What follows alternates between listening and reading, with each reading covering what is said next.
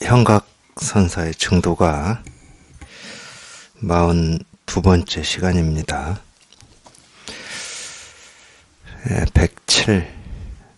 이름과 모습을 분별하여 쉴 줄 몰랐으니 바다에 들어가 모래를 헤아리듯 헛되이 피곤할 뿐이었다. 이름과 모습을 분별하여 쉴 줄 몰랐으니, 그리고 이름과 모습을 분별한다. 그냥 우리는 지금 이 마음 공부를 하고 있기 때문에 제일 쉽게 이해를 들어보면 도가 뭘까? 깨달음이 뭘까? 실상이 뭘까? 어떻게 하면 깨달을 수 있을까? 어떻게 하면 통할 수 있을까? 이게 다 이름과 모습을 분별해서 지금 자기 스스로 찾고 있는 겁니다. 그러니까 이제 쉴 줄 모르는 거죠. 그러니까 도가 뭡니까? 이 도라는 이름을 가지고 지금 분별하고 있잖아요. 도라고 하는 어떤 것이 있을 것이다. 자기도 모르게 그렇게 분별하고 있는 겁니다. 어떻게 하면 깨달을 수 있을까? 이 깨달음이라고 하는 이 모습을, 이름을 가지고 지금 분별하고 있는 겁니다. 그러니까 실제로는 도가 뭘까? 깨달음이 뭘까? 어떻게 하면 깨달을 수 있을까? 어떻게 통할 수 있을까? 이게 전부 자기 스스로 이제 분별해서 이제 그런 의문과 질문이 생겨나는 건데, 뭐 그렇다고 생겨나는 의문과 질문이 잘못됐다는 건 아니에요. 근데 그 의문과 질문이 사실은 여기에 통하면은 저절로 사라져요. 도가 뭘까 하는 그냥 그게 자기가 찾고자 하는 이 무상 정등각이거든. 도라고 하는 어떤 걸 찾아서 쉬워지는 게 아니고, 도가 뭘까 하는 그 의문, 그 말이 곧 자기가 찾고 있는 이 무상 정등각이라고 하는 게 이렇게 확인이 돼야 찾고자 하는 이 도라고 하는 게 사라져 버리거든. 도라고 하는 건 따로 있는 게 아니구나. 이제 말은 그렇게 할 수 있죠. 그 경험을 하고 나면 말은 그렇게 우리가 할 수 있어요. 도라고 하는 게 따로 없어. 여태 따로 찾고 있었는데. 그러니까 참 자기가 여기에 통해서 이제 그런 걸 실감해 놓고 보면 참 도를 찾고자 애를 쓰고 노력을 하고 몸부림을 치고 온갖 고민을 하고 방법이 뭘까 하고 그 방법을 쫓아다니고 했던 그 시간들이, 그 애씀들이 참 정말 헛된 시간들, 정말로 이 바다에 들어가서 이 모래를 헤아리듯 모래가 몇 개 있는가, 한 개인가, 두 개인가 집어보고 손바닥에 올려보고 했던 그 참 헛된 시간들이었음을 스스로 느끼는 거예요. 그러니까 이 공부가 좀 그렇더라고요. 언제 만나서 어떤 인연으로 언제 만나서 뭐 공부를 했던, 그러니까 조금 상대적으로 젊을 때 만나서 했던, 상대적으로 좀 나이 들어서 만나서 했던, 어쨌든 이제 이 깨달음이라고 하는 걸 이렇게 찾고자 하는 어떤 이런 그리움이라든지 목마름이라든지 이런 걸 가지고 있었기 때문에 이런 공부를 만날 거잖아요. 언제 만났던. 근데 반응은 똑같아요. 여기 이렇게 통하고 난 뒤에 이 느낌이나 하시는 이 말씀을 들어보면 내가 이걸 10년만 먼저 만났으면 이 고생 안 했을 텐데 이 반응이 똑같아. 그래서 예를 들어서 좀 나이를 좀 드셔가지고 만난 분들이 그런 얘기 들으면 한 30대가 그런 얘기 하고 있으면 참 희한하게 느낄 수 있죠. 내가 전화에만 만났어도 뭐 원이 없겠다 이 심정일 텐데 30대가 만나서 그런 얘기 하고 있으면 근데 똑같아요. 언제 만났느냐 그건 뭐 똑같더라고. 근데 저도 그랬으니까 저도 제가 무심선언 다닐 때 무심선언에서 공부하는 이 도반들에 비해서 굉장히 제가 젊었습니다. 어렸다고 봐야죠. 그러니까 이제 좀 나이 좀 드신 도반들이 다 그러더라고요. 어딜 가나 저희 선원도 그러는데 좀 이렇게 젊은 분이 선원에 와서 공부하겠다 그럼 참 대단하다고 그래요. 나이 좀 드신 분들이 그렇게 표현합니다. 좀 그런 얘기를 뭐 또는 그런 어떤 분위기 그런 걸 느꼈어요. 저도 직접적으로 말씀을 하셨는지는 모르겠지만 근데 저도 이렇게 체험을 하고 보니까 내가 이거를 참 산에 들어가기 전에 그 30대 만났으면 근데 산속에 들어가서 그 고생 안 했을 텐데 물론 이제 그 심정만 있는 게 아니에요. 지금 만나서 참 이 뜻을, 이 원을 이뤘다고 하는 참 그것도 크게 느낌으로 있죠. 예, 어떤 그 반대 상황이 생각이 나거든. 근데 지금이라도 이 공부를 만나지 못했으면 정말 좀 아찔한 생각도 들어요. 지금도 그 산속에서 애쓰고 노력하고 수행한다고, 예, 그러고 살고 있을 건데 좀 그런 아찔한 생각도 들어. 그러다 보면은 좀 스스로 정리가 되더라고요. 내가 만날 때가 가장 빨리 만난 거구나. 그냥 이렇게 스스로가 정리가 됩니다. 그리고 그 전에 만나지 못했을 때는 뭐 아쉬워하고 미련을 가져봐야 뭐 아무 소용도 없잖아요. 도움이 하나도 안 돼. 그러니까 자기가 만났을 때가 가장 빨리 만난 거야. 그게 자기 인연이야, 실은. 알고 보면. 저희가 이런 얘기를 할 수 있는 것도 왜 그러냐면, 제가 말씀드렸을 거예요. 저 아는 분이, 그래도 이제 이 마음 공부, 특히 이제 불법을 공부하는, 이렇게 그래도 이렇게 하고 있다라고 하는 분이 딱 한 분 계셨다니까. 그분은 이제 출가했던 분이었는데, 제가 무심선언을 제 발로 찾아가기 한 1년 전쯤에, 어쨌든 그분이 무심선언을 찾아가서 공부를 하고 있었어요. 근데 이제 그때 무심선언 부산까지 저희가 가려면은 왔다 갔다 하는 게 새벽에 가야 밤 늦게 한 12시 정도 도착했어요.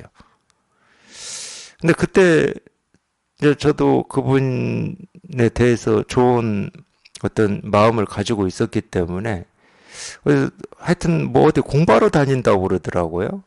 근데 저는 이제 제가 간화선을 했기 때문에 어디 공부하러 다닌다 이건 제 입장에서는 안 맞았어요.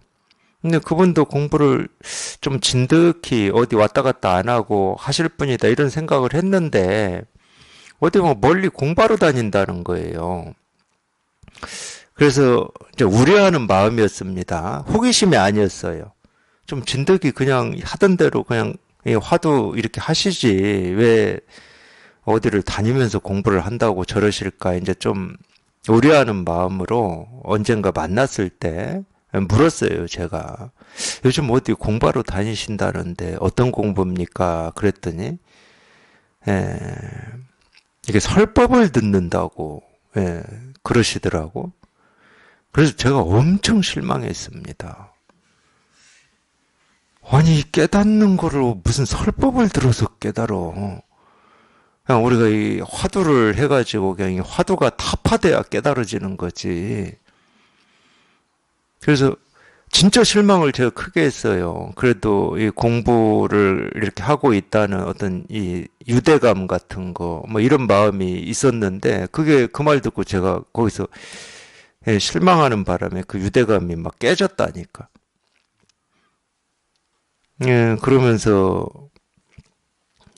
그분도 워낙 말을 안 하시는 분인데 말이 없어요. 누가 뭐 물어봐도 대답도 안 하고 웃기만 해. 웃는 건 최고로 잘 웃어요.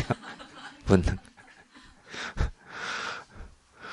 젊은 나이인데도 왜 그런지 몰라도 뭐 밥 먹다가도 이빨이 빠지고 뭐 이빨이 막 그냥 툭툭 빠져요. 그냥 툭툭 빠져. 그리고 이빨도 뭐 몇 개 없어.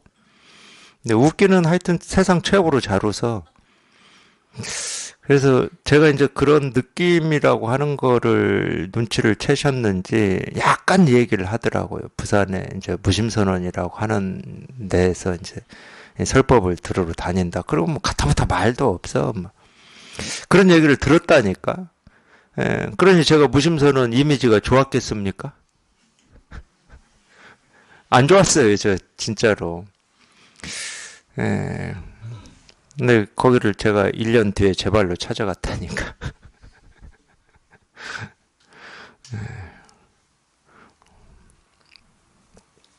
그러니까 이 인연이라고 하는 게 있어요. 그런 것 같습니다. 자기한테 이런 이 가르침, 이런 법문이 들릴 때가 있어요. 들릴 때가. 들리기 전에는 이렇게 들어봐도 그냥 이렇게 뭐 우리 패스한다고 그러죠. 그냥 지나칩니다.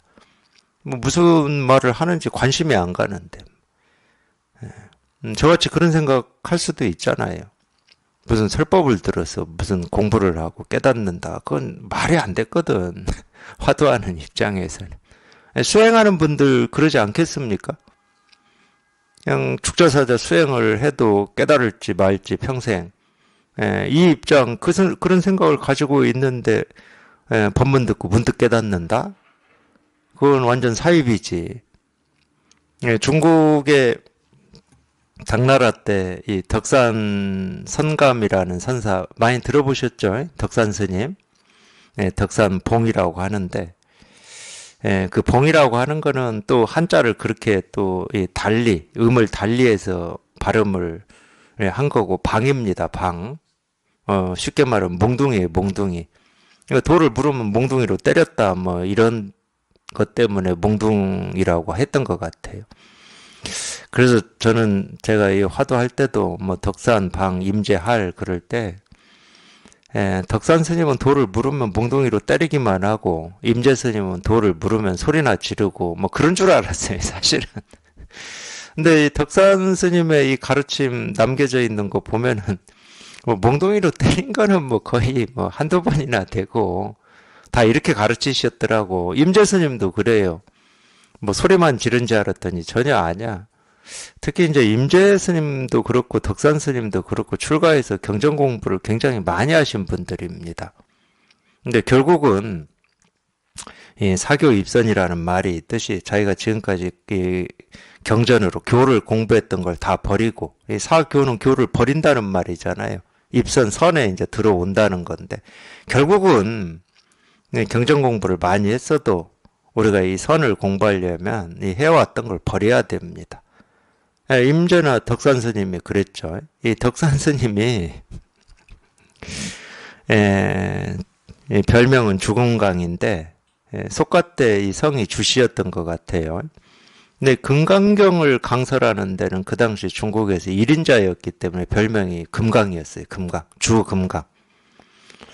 근데 자기가 이 금강경을 강설하고 이 스님으로 공부하면서 살고 있는데 이 남쪽 지방에 중국 남쪽 지방에 그 희한한 놈들이 직진신 견성성불이라고 마음을 그냥 곧장 가르쳐서 말 끝에 곧장 깨닫는다는 거야. 그러니까 저 마구니 같은 놈들 내가 가서 다 교화해야 되겠다. 진짜 그렇게 말했습니다. 제 말이 아니에요. 저 마구니 같은 놈들 내가 가서 다 그냥 썰어가지고 교화를 해야 되겠다. 아니 승복이나 안 입고 그런 얘기 하면은 덕산 스님이 저놈들은 뭐 불법이 뭔지도 모르고 뭐 그러니까 뭐 니들 마음대로 떠들어라 이렇게 생각했을 수도 있겠지만 멀쩡히 출가한 스님들이 직진심 견성성불이라고 뭐 그런다고 하고 있으니까 덕산 스님 입장에서는 정말 분통이 터질 일이었던가 봐요. 그래서 내가 저 남방까지 가서 저 마구니들을 그냥 싹 쓸어서 없애야 되겠다 해가지고 금강경을 자기가 주석한 우리가 뒤에 책 이름에 소라든지 초라든지 이런 게 붙은 건 다 주석한 겁니다.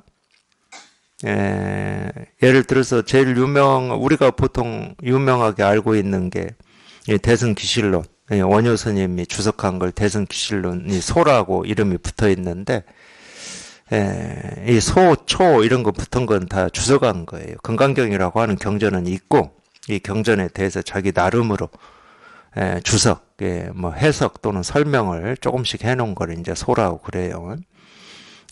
뭐 금강경의 1인자였기 때문에 자기가 해석한 금강경 책이 있었어요. 그 책 이름이 천룡소초라고 하는 이름인데 그걸 자기 가방에 메고 남방에 그놈들 때려잡는다고 걸어서 남방까지 갔어요. 덕산 스님이. 근데 이제 그게 왜 용담 숭신선사를 찾아갔는지 저는 거기까지는 모릅니다.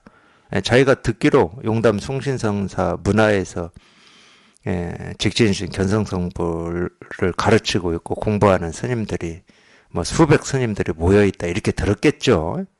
용담 숭신은 용담 숭신의 스승이 천룡이라고 하는 선사였을 겁니다.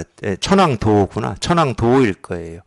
이쪽은 어느 흐름이냐면은 육조의 제자인 이 청원 행사 청원 행사 쪽의 흐름입니다. 청원 행사가 문화에서 이 석도 희천이 나왔고, 석도 희천의 그러니까 이 흐름이에요. 석도 희천이 활약할 때 마조 스님이 강서에서 활약을 했죠. 여기는 남학회양 문화입니다. 남학회양도 육조의 제자죠. 그러니까 육조의 법이 이 두 갈래로 흐르고 있었어요, 중국에. 근데 어쨌든 천황도의 제자인데 용담숭신이라고 하는 이분이 거기를 찾아갔어요. 가서 다 깨부수려고. 그래서 이제 덕산 스님의 이 깨달은 인연이 전등록에 나오는데 용담숭신한테 가기 전에 떡파는 노파한테 한 방 맞죠. 그 나옵니다. 전등록에. 그 떡파는 노파한테 한 방 맞는 데까지만 어차피 얘기가 나왔으니까 좀 하겠습니다. 용담 숭신이 머물고 있는 용담이라고 하는 건 지역입니다. 지명. 숭신은 법명이고 이제 숭신선사가 머물고 있는 그 절 근처까지 갔어요. 몇 날 며칠을 걸어갔겠죠. 남방까지 걸어가야 되니까 중국은 땅이 그냥 넓잖아요.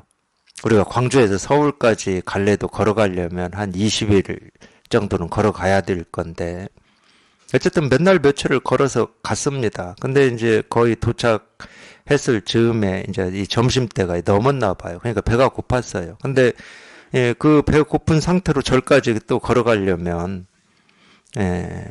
뭐라고 그러죠? 그날은 아무것도 못 먹으니까. 근데 거기에 이제 이 떡파는 노파가 있었나 봅니다. 근데 돈도 없으셨나? 왜 그랬나? 그러니까 이 얘기를 만들라니까 그렇게 만든 것 같아요. 돈이 없었던 것 같아요. 근데 배는 고프고 떡은 먹어야 되겠는데, 돈이 없어서 사 먹을 수가 없으니까, 떡 파는 노파 앞에서 얼쩡얼쩡한 거죠. 그러니까 노파가 물어요. 스님, 제가 궁금한 게 있습니다. 근데 궁금한 거를 스님이 답변을 해주시면 이 떡을 그냥 드리겠습니다. 그랬어요.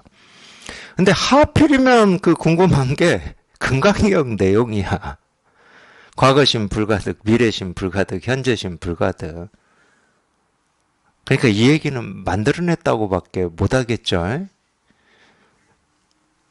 금강경에 과거심 불가득, 미래심 불가득, 현재심 불가득이라는 말이 나오는데 그게 무슨 말입니까?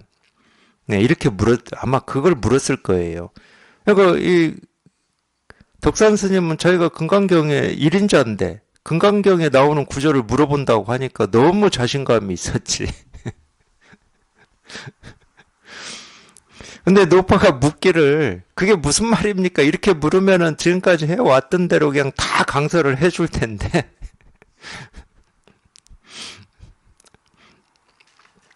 금강경에 과거심 불가득, 현재심 불가득, 미래심 불가득이라고 했는데 지금 이 떡을 먹고자 하는 이 마음은 어느 마음입니까? 이렇게 물어버렸다니까. 이거는 과거의 마음입니까? 현재의 마음입니까? 미래의 마음입니까? 이렇게 물어버렸어. 거기에서 덕산 스님이 한 방 맞았다고 그래요. 한 방. 우리가 한 방 맞을 때는 예를 들어서 자기가 존경하거나 유명한 사람한테 맞을 때는 충격이 좀 덜해요. 내가 그 사람보다 못하니까 당연히 한 방 맞을 수도 있지. 충격이 덜해.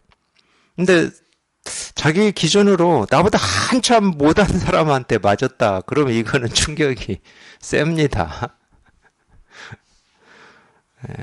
제가 왜 이런 얘기를 하느냐.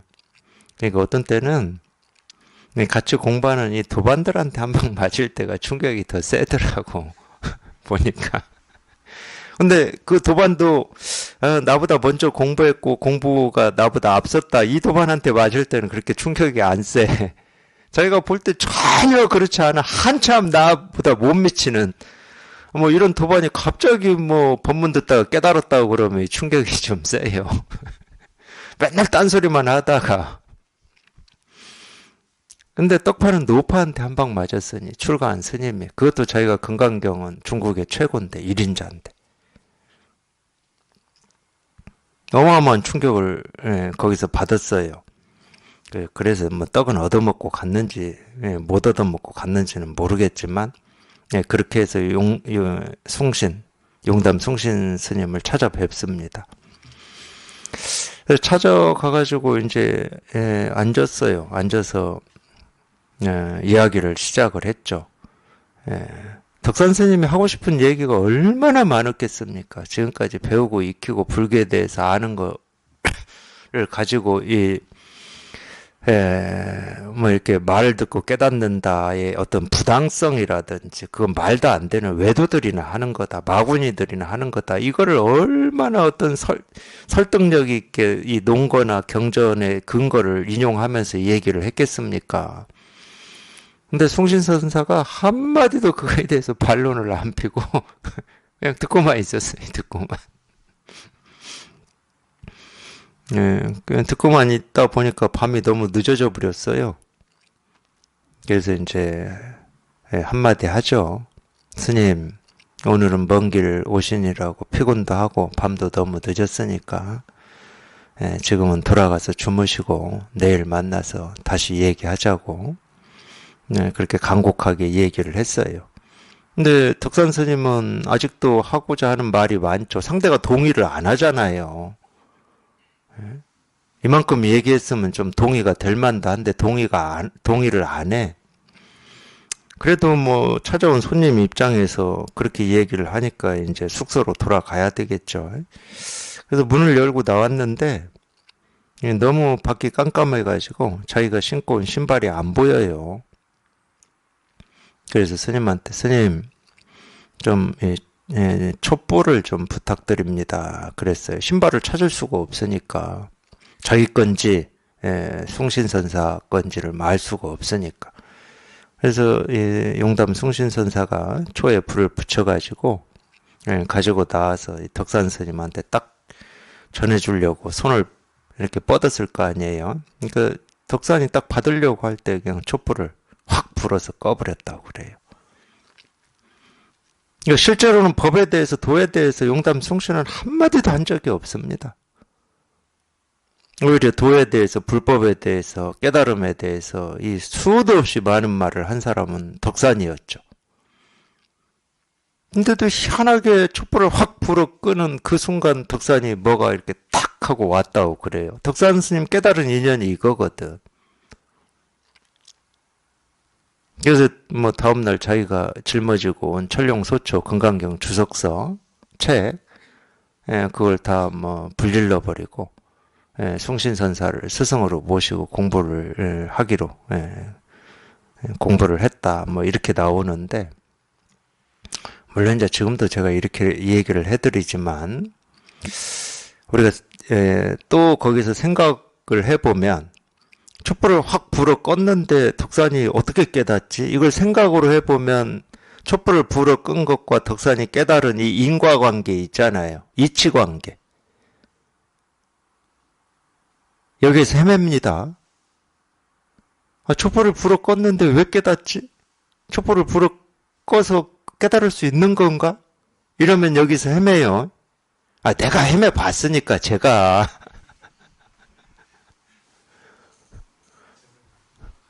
도대체 저건 무슨 가르침인지 알 수가 없었으니까. 그래도 저도 체험을 했는데, 체험하고도 저게 도대체 무슨 가르침이야? 무슨 가르침이야 하고 생각 속으로 들어가면 헤매요. 근데 쉽게 그 생각이 안 떨어져. 뭔가 이 촛불을 불어 끈 이게 뭔가 이 덕산 스님이 깨달을 수 있는 어떤 뭐라도 좀 있어야, 털끝만한 뭐라도 있어야 될 것 같아. 예를 들어서 그냥 쉽게 얘기해 드릴게요. 이 마조 스님이 깨달은 인연, 남학회양이 마조의 스승인데 제가 아까 말씀드렸듯이 육조해능 스님의 제자입니다. 남학회양이. 마조 스님이 깨달은 인연도 들어보셨지만 마조 스님은 좌선을 해가지고 깨달으려고 열심히 수행한 사람이에요. 근데 어느 날 남아교양이 벽돌왕장 들고 마주가 수행하는 암자로 가죠. 근데 그 뭐 암자가 주로 이제 산에 있으니까, 뭐 마당에 바위가 있었나 보죠. 근데 조용히 수행을 하고 있는 그 암자 마당에서 이 벽돌을 바위에 푹푹 갈고 있었잖아요. 시끄럽게. 그러니까 마조 스님이 참다 못 참아가지고 자선하다가 밖에 나와서 보니까 참 기가 막힌 상황이지. 아래 큰 절에 스님이라고 하는 분이 이렇게 공부하고 있는데 와서 그냥 벽돌로 푹푹 갈고 시끄럽게는 하고 있으니 얼마나 황당한 일이겠습니까? 큰절 한번 가보세요. 스님들 머무는 데는 수행처이기 때문에 조용히 하라고 다 팻말 써놨잖아. 들어오지도 못하게. 수행할 때는 굉장히 그게 중요합니다. 수행할 때는. 시끄러우면 집중이 안 되니까. 황당한 상황이에요. 그러니까 마주가 남아교양한테 묻죠. 그것도 그냥, 아니, 어디 뭐, 예를 들어서 이 사냥꾼이 지나가다가 좀 시끄럽게 했으면 좀 큰 소리라도 치지. 여기는 스님이 수행하는 곳이니까 얼른 가십시오라고 뭐 이렇게 타일르기라도 하지. 근데 큰 스님이라고 하는 분이 와서 그러고 있으니까 화는 나지만 화를 낼 수도 없고 황당하긴 하지만은 그렇다고 막 뭐 어떻게 시비를 가려서 따질 수도 없잖아요. 그래도 물어는 봐야 되니까 스님 도대체 뭐 하십니까? 이랬어요. 거기에 이 화나 뭐 원망이나 이런 게 다 들어있겠지. 스님 도대체 지금 뭐 하십니까?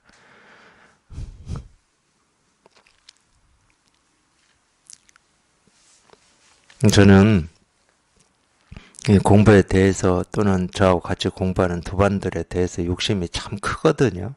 이건 제가 솔직히 인정합니다. 저하고 같이 공부하는 이 도반들이 그런 남학회양 같은 이만큼 이기를 저는 욕심을 부려요.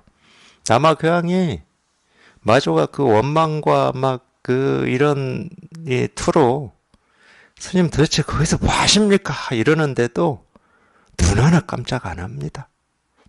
눈 하나 깜짝하지 않고 거울 만들려고 그런다 이래요. 딱 이런 남아교양 이기를 저는 욕심을 부려요. 그래야 마조를 만들어내지, 마조를. 이 정도는 돼야. 이런 가르침에는 뭔가 그럴듯한 뭐가 있어요. 왜냐하면 이걸 체험을 해보면 이거는 우리가 생각으로 이해할 수 있는 게 아니다, 알 수 있는 게 아니다, 이런 게 자기 나름대로 이렇게 딱 생기거든. 그런 감이. 그러니까 거기에 거울 만들려고 그런다, 이런 가르침을 들어보면 체험이 있고 좀 공부를 이렇게 하고 계신다 그러면은 거기서 무슨 말인지 이게 느껴진다니까.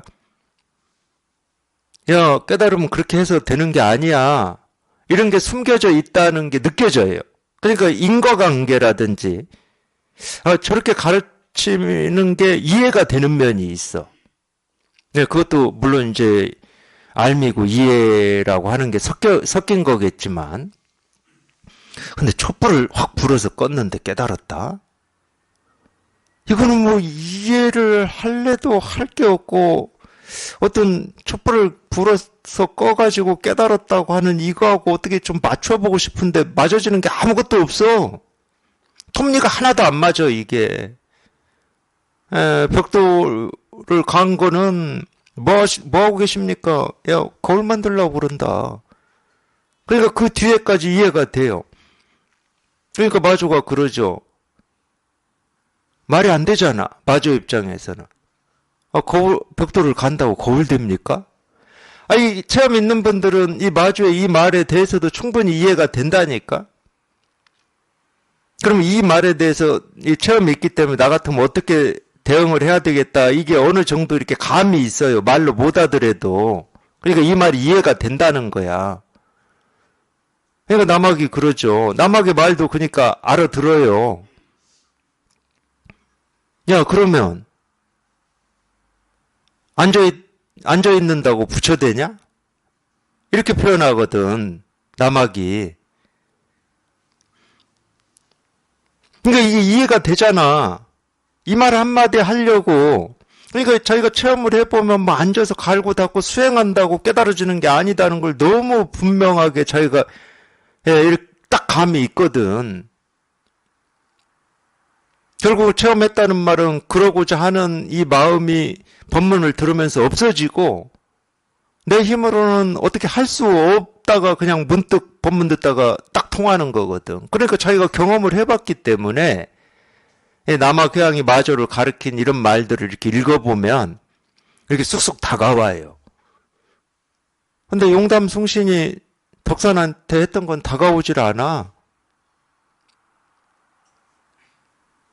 체험을 하고도 보면은 이런 가르침들이 몇 개 있어요. 제 개인적인 공부 경험에서는 황벽이 배우 가르침도 그래요. 모습은 이렇게 다 있는데 어디 갔습니까? 이게 배우의 질문이었거든. 초상화 보면서 모습은 이렇게 다 있는데 어디 갔습니까? 이게 배우의 질문이었어. 이런 질문이 이제 뭐 이거는 사람마다 다를 수는 있지만 제 경험을 말씀드리는 거예요. 그러니까 이 체험을 하고 보면은 이제 체험을 하고 보면은 이 어떤 도에 대해서나 이런 거에 대해서 질문을 하잖아요. 사람들이 안 할 수도 있지만 해요. 그리고 또 이제 이 배우의 질문이지만 자기가 이런 질문을 이렇게 했을 때 나는 어떻게 대응할 건가 이런 생각을 하면 그 질문을 딱 읽는 순간 그 생각을 하거든. 근데 배우가 그 질문했을 때 제가 그걸 딱 읽었을 때 제 입이 딱 닫아졌다니까. 아니 뭐라고 대답할 수가 없어. 아니 이걸 모습은 있는데 어디 갔습니까? 이러는데 뭐라고 말을 못해요. 말을 제가. 그냥 굉장히 당황스럽죠. 그냥 이겁니다. 그럼 이거는 그냥 저절로 실감이 되는데 모습은 다 이렇게 있는데 어디 갔습니까? 말을 할 수가 없네 한마디도. 그러니까 이제 궁금하지. 그럼 황벽은 뭐라고 이걸 했을까? 굉장히 궁금해. 황벽이 뭐라고 했을까? 그래서 바로 뒤를 황벽의 답을 볼 거 아닙니까? 황벽이 뭐라고 그러냐? 배우가 그렇게 물으니까 배우 상공. 그럼 배우가 네 어디 갔습니까? 이게 황벽의 답이야. 이제 더 답답해? 왜 저게 답이 되는지 거기서 또 배우가 깨달았다는 거예요. 그 말에 깨달았대. 저 말에 또 연관이 없어. 촛불 불어서 껐더니 덕산이 깨달았다고 하는 거에도 연관이 없고 황벽이 어디 갔습니까? 이 말에 배우가 깨달았다는데도 연관이 아무것도 없어. 내 머릿속에 뭘 퍼즐을 맞춰야 되는데 퍼즐 조각이 없어. 얼마나 답답하겠습니까? 아예 뭐 이게 체험이 없다 그러면 나는 체험이 없으니까 뭐 내가 못 알아듣겠지 이럴 수 있는데 그것도 변명은 변명이에요. 그래도 이제 체험해서 뭐 남아교양이 마조를 가르친 이런 거는 그냥 쏙쏙쏙 참 대단하다. 남아교양이 참 대단하다. 뭐 이렇게 그런 게 막 나도 모르게 쏙쏙쏙 막 다 다가오는 것 같은데 이런 가르침은 도대체가 그냥 앞뒤가 없는 것 같아. 앞뒤가. 연관성을 뭐 털끝만큼도 못 찾겠어. 그러니까 예를 들어서 똑같지. 배우가 아니고 어떤 도반이 또 와가지고 저한테 옛날 사진들을 보여주면서 이렇게 다 이렇게 옛날이 모습이 있었는데 이것들 다 어디 갔습니까? 이러면 나는 할 말이 없어. 입이 딱 닫아가지고 꿀먹은 벙어리가 돼버리는 거지. 그러니까 이게 숙제가 되더라고. 도대체 저게 뭔가 이게 숙제가 돼.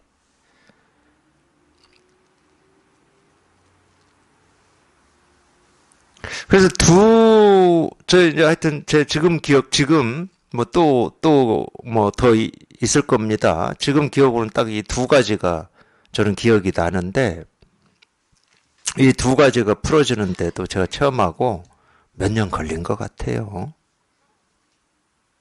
계속 저는 연관성을 찾기 때문에 연관성을 계속 찾았어요. 근데 알고 보면 참 그러니까 희한한 거야 우리가. 알고 보면 조조 스님한테 도가 뭡니까? 그랬을 때 뜰 앞에 잣나무다. 조조가 그렇게 답했잖아요. 거기서 그 스님이 깨달았다며. 그럼 뜰 앞에 잣나무다라고 한 이 가르침하고 이 스님이 깨달은 거하고 무슨 연관성이 있지? 아무 연관성이 없거든. 뭔 연관성이 있다 그러면은 지금 이 자리에서도 어느 도반이 도가 궁금해. 그래 도가 뭡니까? 그럼 제가 뜰 앞에 잣나무라고만 대답하면 돼. 연관성이 있다 그러면. 도에 대한 궁금증하고 이 궁금증이 해결이 되는 이 어떤 이거하고 뜰 앞에 잣나무가 연관성이 있다 그러면은 그것만 얘기하면 된다니까. 그러니까 지나고 보면 참 신기한 거야. 근데 그거에 대해서는 안 풀리고 궁금증이 있고 의문이 있었지만 뜰 앞에 잣나무다 여기에는 아무 의문이 없었다니까. 그냥 뜰 앞에 잣나무다 뭐 아무 궁금증이 없었어. 연관성 찾고 싶은 마음도 없었고 그냥 당연히 뜰 앞에 잣나무지. 그냥 이거지. 너무 당연해가지고.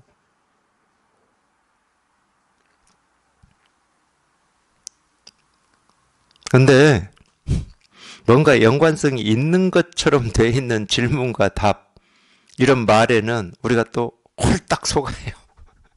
그냥 속아버려. 촛불을 불어 껐는데 깨달아? 그러면 속아버려.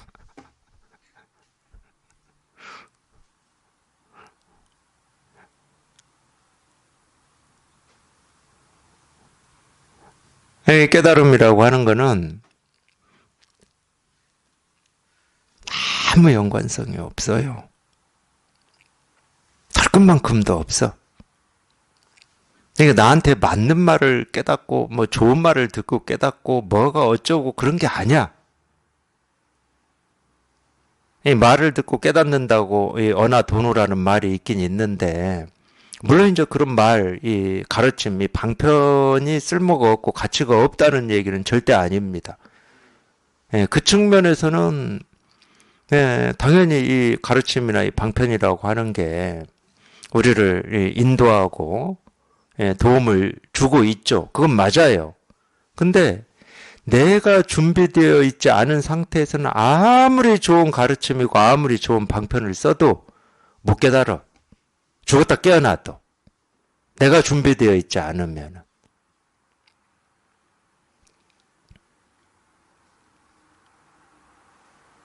그래서 연관성이 있다 그러면 뭐하고는 연관성이 있냐면 그만큼 자기 스스로 그러니까 자기 스스로는 준비가 돼 있는지 안 돼 있는지 자기는 몰라요.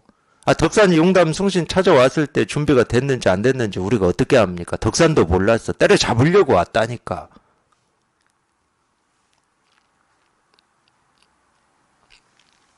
그만큼 자기 스스로 내면에서 준비가 돼 있어야 돼요. 그러니까 자꾸 설법을 들으라고 제가 그러는 거야. 그럼 자기도 모르게 준비가 돼. 제가 비유 많이 들잖아요. 이 설법을 듣는 건 뭐냐면 이 달걀이 이 어미닭 품에 있는 거하고 똑같다고 비유를 자꾸 들어드리잖아. 저는 하는 거 아무것도 없어. 그냥 어미 품에 있기만 하면 돼, 그냥. 그럼 저절로 준비가 되는 거야. 그러다가 결정적일 때 이겁니다 할 때 거기서 딱 맞아 떨어져 버리는 거지.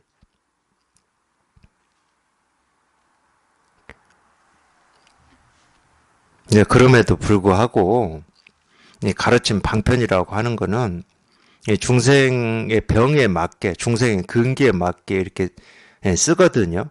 이제 그걸 보려면은 저희가 깨닫고 나서 이제 공부를 꾸준히 해야 어떤 이 방편이라고 하는 게 보이죠. 그건 똑같습니다. 세간이나 뭐 출세간이나 똑같아요. 그거는 세간의 일도 그렇잖아요. 내가 그 일을 정말로 그 이제 숙달이 되고 이제 눈 감고도 굳이 의식하지 않아도 그냥 저절로 될 때, 뭐라고 그러죠?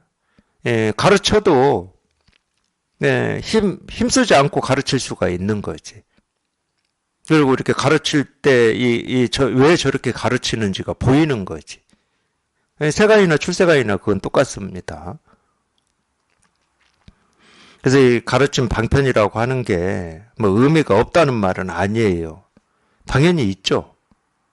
근데 이 공부에서 더 중요한 거는 제가 볼 때는 이 공부를 하고 있는 자기 자신입니다.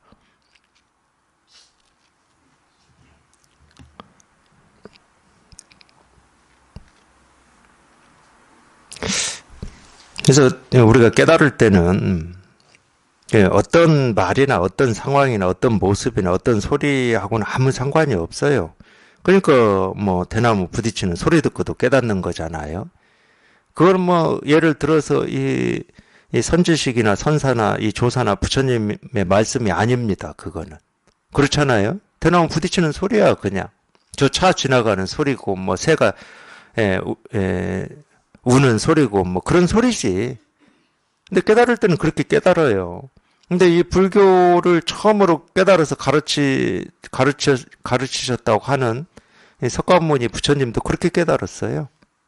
별 반짝거리는 거. 그거 보고 깨달으셨어. 그러니까 무슨 뭐, 예를 들어서 우리가 석가모니 부처님 이후에 이제, 불교에서는 그래요. 석가모니 부처님이 49년 동안 설법을 하셨으니까. 그 이후에 이제 어떤 이 불교의 이 가르침, 경전 뭐 이런 게 있는 거고, 그전에는 없었을 거잖아요.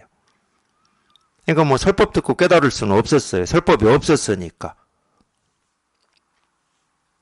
근데 자기가 준비가 돼 있으면 이런 설법이나 이 가르침을 듣고 깨달을 확률이 제일 많긴 하지만은 그냥 뭐 별이 반짝 또는 요즘같이 꽃이 피어나고 뭐 이런 거 보고 깨달을 수가 있다니까. 자기가 준비만 돼 있으면. 근데 참 준비되기가 힘들어요. 준비되기가. 그래서 제가 지금까지 공부한 경험이나 이전에 이제 조사 선사들이나 출가한 스님들이 공부한 경험으로 비추어 보면 이 준비되는 가장 좋은 방법이 그냥 법회에 있는 겁니다. 법회에 있는 거. 그래서 법회라고 그래요. 이 법회라는 말은 이 법의 자리에 모였다는 말입니다. 회자가 모일 회자예요. 이 법의 자리에 모였다. 그러면 자기도 모르게 준비가 되어져요. 이 병아리, 까는 것처럼 그렇게 준비가 되어집니다. 그게 제일 빠른 길인데, 우리가 이제 뭐 세간을 살면서 배우고 익히고, 훈련되고 익숙해진 거는, 자기 생각으로 헤아려서 옳은지 그른지 이 길인지 저 길인지를 이렇게 판단하는 게 익숙해져 있잖아요. 그러니까 수행이라든지 수행을 통해서 깨닫는다라든지 이런 거에 훨씬 익숙해져 있습니다. 어떤 걸 이렇게 집중해서 깨닫는 이런 거에 익숙해져 있어요.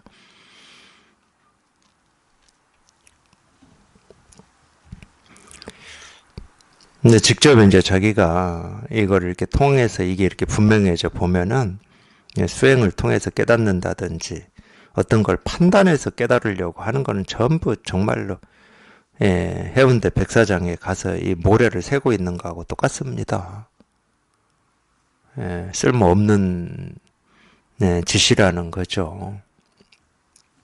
그 얘기를 지금 이렇게 하고 있어요. 이름과 모습을 분별하여 쉴 줄 몰랐으니 바다에 들어가 모래를 헤아리듯 헛되이 피곤할 뿐이었다. 108. 도리어 여래에게 아프게 꾸지람을 들었으니 남의 보배를 헤아려서 무슨 이익이 있겠는가.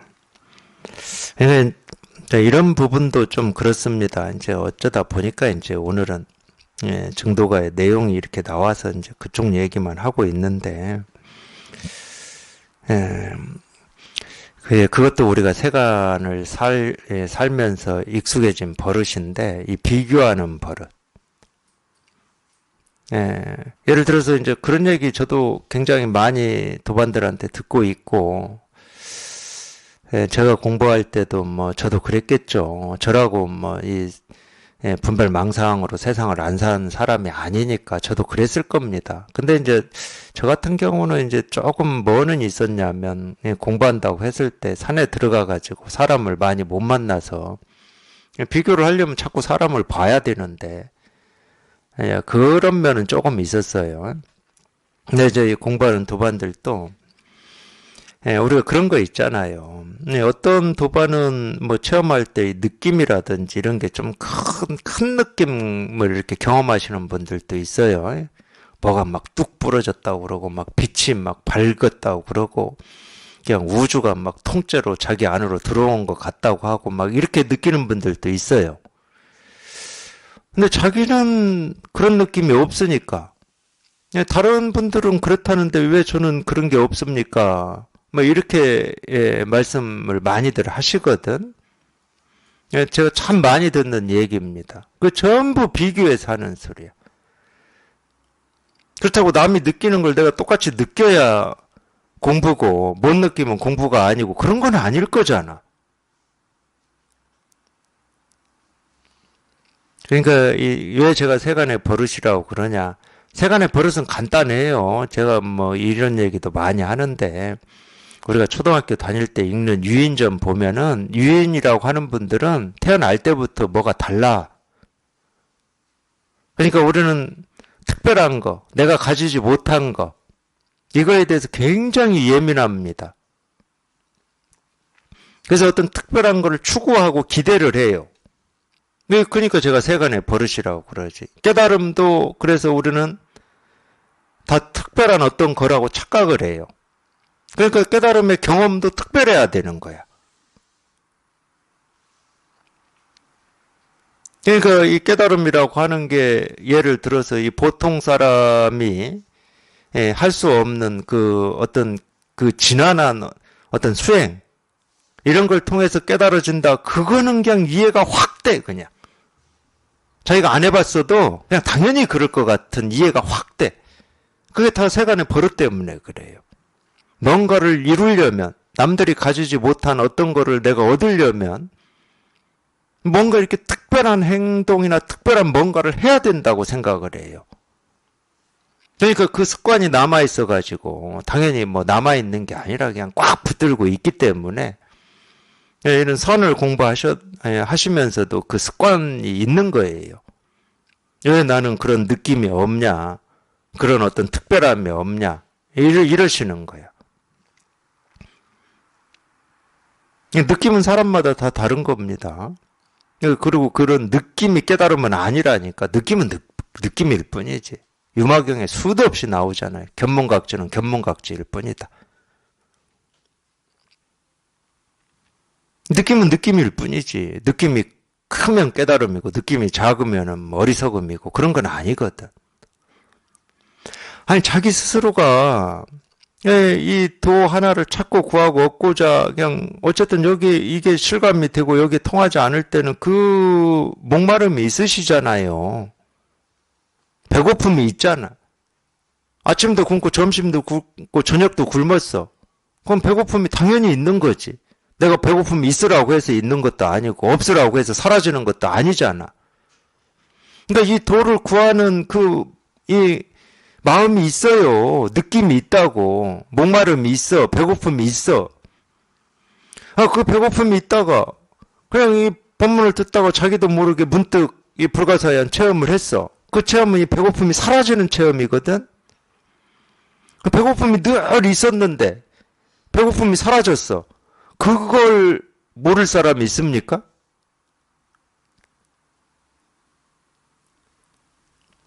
그걸 남한테 물어봐야 돼요? 내가 배고픔이 사라졌습니까? 안 사라졌습니까? 이걸 남한테 물어봐야 돼? 그래서 여기에 통하면은 자기 스스로 분명하다고 그러는 거예요. 배고픔이 사라진 걸 이거 내가 억지로 생각해야 될 일도 없고 남한테 물어서 확인해야 될 일도 없고 이런 거다 저런 거다 할 것도 없잖아. 이걸 찾고 구하고 얻고자 하는 마음이 여기 딱 통하면은 사라지고 없다니까.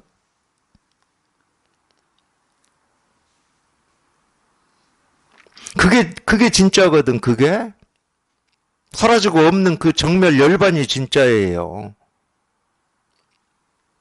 반야심경에도 나오죠.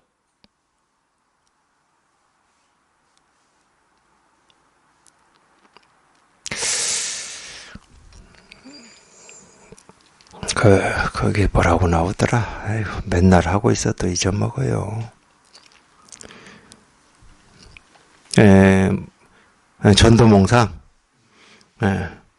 뒤집어진 허망한 생각으로부터 멀리 벗어나는 게 열반이다. 반야심경에도 딱 나와요. 그 목마름이 사라지는 그게 구경열반이에요. 그게 열반이야. 그게 해탈이고. 그 배고픔이 사라진 그게. 근데 그거는 자기 스스로가 느끼는 거라니까. 배고픔이 있다가 사라졌으니까. 갈등이 있다가 사라졌는데, 시끄럽다가 사라졌는데, 그걸 못 느낀다 그러면 왜 못 느끼냐? 어떤 상이 있기 때문에. 깨달음이라고 하는 체험은 이래야 돼, 저래야 돼. 이 상이 있어. 이 상을 기준으로 보니까 아직 나는 여기에 못 미쳐. 그러니까 못 느낀다고 착각하는 거야. 어떤 머리에 이상이 있어서가 아닙니다. 어떤 느낌의 이상이 있어서가 아니에요. 어떤 상이 있기 때문에 그래. 뭐 그런 거겠지. 배가 고파. 근데 머릿속에 그려지는 건 짜장면을 먹으면 이 배고픔이 사라질 것 같아.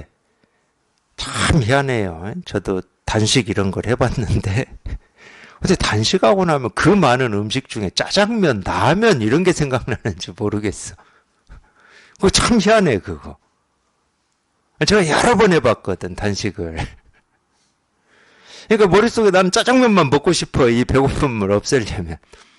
근데 짜장면을 준 게 아니고 흰 쌀밥을 줬어. 흰 쌀밥을 먹었는데 배고픔은 이제 실제로는 사라졌는데 짜장면을 못 먹은 이 아쉬움이 있는 거야 지금 계속. 나 이거 먹어야 되는데 못 먹었어. 그러니까 계속 배고픈 것 같이 착각은 할 수가 있죠. 그런 상 때문에 그럽니다.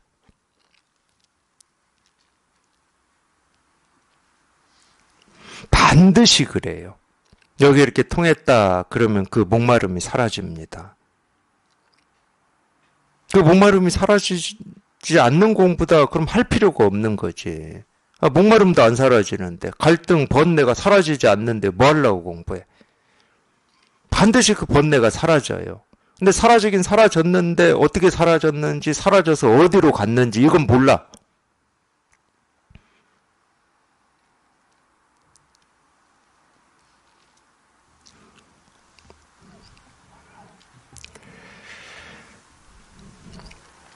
공부를 하실 때는 남이 어떻다 이런 거 가지고 비교하지 마시고 좀 이렇게 자기한테 좀 이렇게 정직하고 자기한테 이렇게 충실하셔야 됩니다. 사람은 각기 어떤 느낌이나 감정이나 생각이 다 달라서 어떤 걸 경험을 하더라도 그거에 대한 느낌, 감정, 생각이 표현되는 이 말이나 이 행동이 다 달라요. 사람은. 똑같은 우리는 기계가 아니야. 공장에서 찍어내는 어떤 그런 생산품이 아니에요. 똑같이 나와야 된다 이런 게 아니야. 자기한테 정직해야 돼. 자기한테. 자기가 지금 분별망상이 사라져서 뭐라고 할 게 없는 건지 목마른 배고픔이 전혀 없는 건지 물론 이제 같이 공부하는 이 도반이나 이 가르친 이 선지식은 이 자기 공부에 이 자극이 되죠. 자극이 되니까 어떤 이 공부를 더 깊이 해야 되겠다는 어떤 이 발심, 이 뜻, 이런 거를 이렇게 가지게 합니다. 그건 좋은 거예요, 그거는. 그런 거지, 저 사람처럼 또는 뭐 시무드에 나오는 이런 경지처럼 내가 돼야 되겠다. 이건 공부에 전혀 도움이 안 돼요. 오히려, 그 생각 때문에.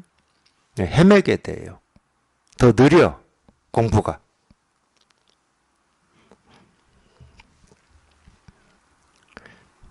물론 이제 뭐 남의 보배를 헤아려 무슨 이익이 있겠는가 이런 가르침에 꼭 그런 것만 있는 건 아닙니다.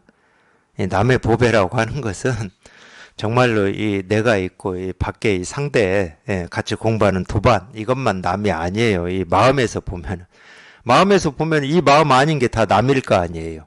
이 마음 아닌 게 전부 남입니다. 그러니까 자기 생각, 느낌, 감정, 분별, 망상, 착각도 다 남이야.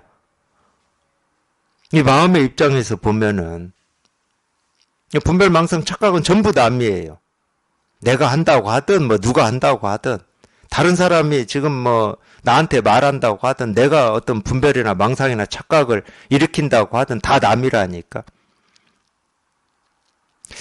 그래서 그런 게 이렇게 공부하시다가 느껴질 때가 있을 겁니다. 우리가 이제 안팎이다 이제 이런 말도 하는데 처음에는 우리가 이 분별하는 입장에서 안팎 나와 남을 이해하죠.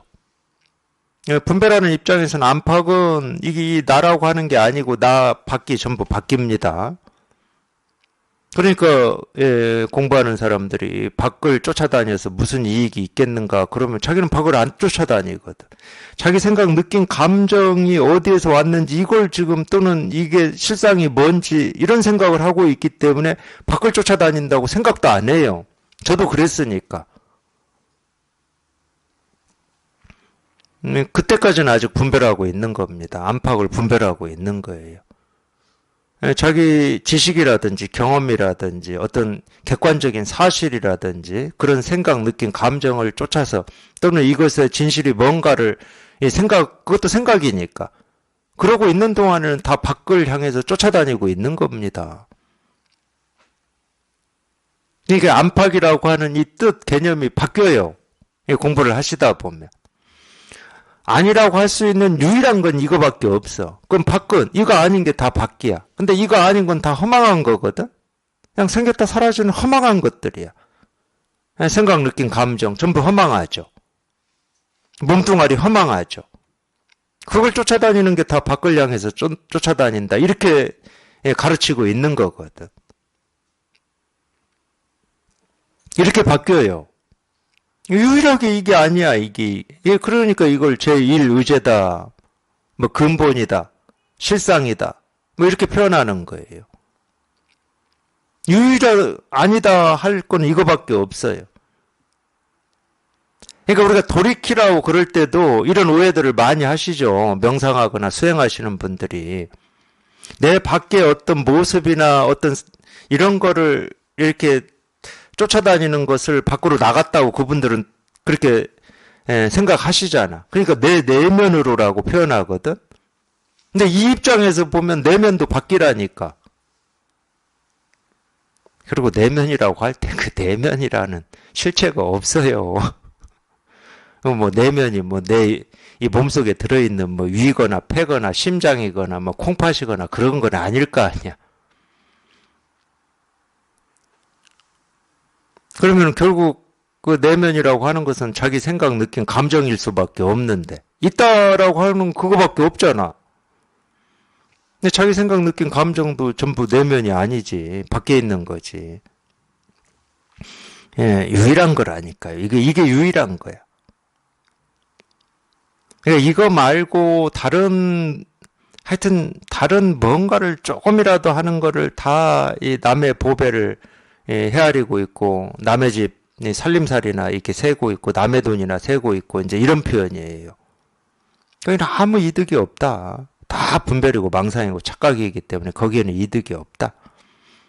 그냥 오로지 그냥 여기 이렇게 여기 아직 통하지 못한 입장이다. 그러면 오로지 그냥 이게 뭔지는 모르지만 내가 여기에 통해봐야 되겠다. 이걸 해결해봐야 되겠다. 그냥 이 뜻. 제가 별로 쓰고 싶지 않은 이름인데 일념이라고 하는 제가 별로 쓰고 싶지 않은 말이에요. 하도 화두할 때 그놈의 일념 해가지고 제가 그러니까 마음을 자기 뜻을 여기에 두셔야 되는 거예요. 그리고 체험한 도반들도 마찬가지예요. 체험하셨다고 해서 이게 늘 이렇게 자기한테 살아있고 이게 분명하냐 천만에 만만의 이야기인 줄 다 아시잖아요. 마음을 체험한 도반들도 자기가 체험한 게 이거니까 자기가 이 경험한 여기에 뜻을 두셔야 돼. 그래야 우리가 일상에서 보고 듣고 느끼고 경험하는 일에 시달리지 않는 겁니다. 다른 방법이 없어요. 물으시잖아, 저한테. 시달리지 않는 어떤 방법, 분별에 빠지지 않는 방법이 뭡니까 하고 물으시잖아요. 다른 방법 없어요. 자기가 실감한 이게 비록 정말로 이렇게 티끌먼지만큼 약하다 하더라도 그것만이 자기 살림살이니까. 다른 건 자기 살림살이가 아니에요.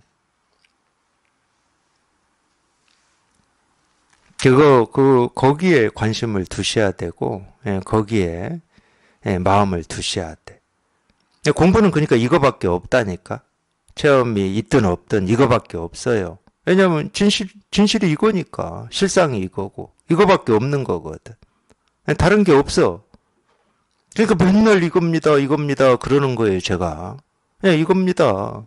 이겁니다. 이겁니다. 이거밖에 없어. 여기를 떠나서 뭔가를 조금이라도 이 생각으로 헤아려 보거나 찾아보거나 어찌 해보려고 하는 건 다 분별이에요, 분별. 헤매는 길이야. 미끄러져서 지금 어디 함정에 빠지는 길이에요. 그냥 이거예요. 통하고 안 통하고 상관이 없어요, 이거는. 통하고 안 통하고 아무 상관이 없습니다. 그냥 이거예요, 이거. 그냥 이 일이고. 그냥 이거밖에 없어요. 그냥 이거야. 그냥 이 일이에요, 이거야, 이거. 그냥 이겁니다. 이거밖에 없어요. 이거예요. 그냥 이거밖에 없습니다.